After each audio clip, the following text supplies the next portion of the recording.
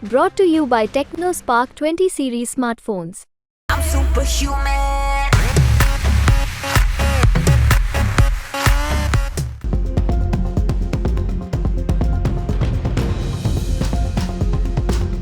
आत्मनिर्भर भारत मिशन के बावजूद देश में चीन से आयात किए जाने वाले सामान की हिस्सेदारी कम होने की जगह बढ़ती जा रही है। अभी ऐसा कोई आंकड़ा तो सामने नहीं आया कि आत्मनिर्भर भारत मिशन के बिना ये हिस्सेदारी कितनी ज्यादा बढ़ सकती थी, लेकिन फिलहाल मौजूदा आंकड़ों के मुताबिक चीन से आने वाले इंडस्ट्रियल गुड्स के आयात में तेजी जारी है। आर्थिक think tank global trade research initiative यानी GTRI की ताजा रिपोर्ट के मुताबिक भारत के इंडस्ट्रियल गुड आयात में चीन की हिस्सेदारी बीते 15 साल में 21% से बढ़कर 30% हो गई है। इस आयात में बढ़ोतरी की मुख्य वजह टेलीकॉम, मशीनरी और इलेक्ट्रॉनिक्स जैसे चीन के औद्योगिक सामानों पर भारत की बढ़ती निर्भरता है।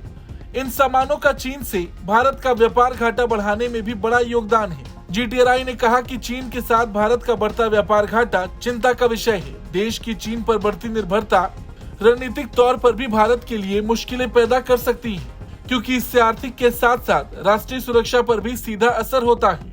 GTRI की रिपोर्ट के मुताबिक 2019 से 24 तक चीन को भारत का निर्यात सालाना करीब 16 अरब डॉलर पर स्थिर रहा, जबकि चीन से भारत को किए जाने वाला आयात 2018-19 में 70.3 अरब डॉलर के मुकाबले 2023-24 में बढ़कर 101 अरब डॉलर से ज्यादा का हो गया। रिपोर्ट में कहा गया कि चीन से आयात में ये बढ़ोतरी भारत के कुल आयात में हुए इजाफे के मुकाबले काफी तेजी से बढ़ रही है। भारत में चीन का निर्यात बाकी सभी देशों से कुल आयात के मुकाबले 2.3 गुना तेजी से बढ़ रहा।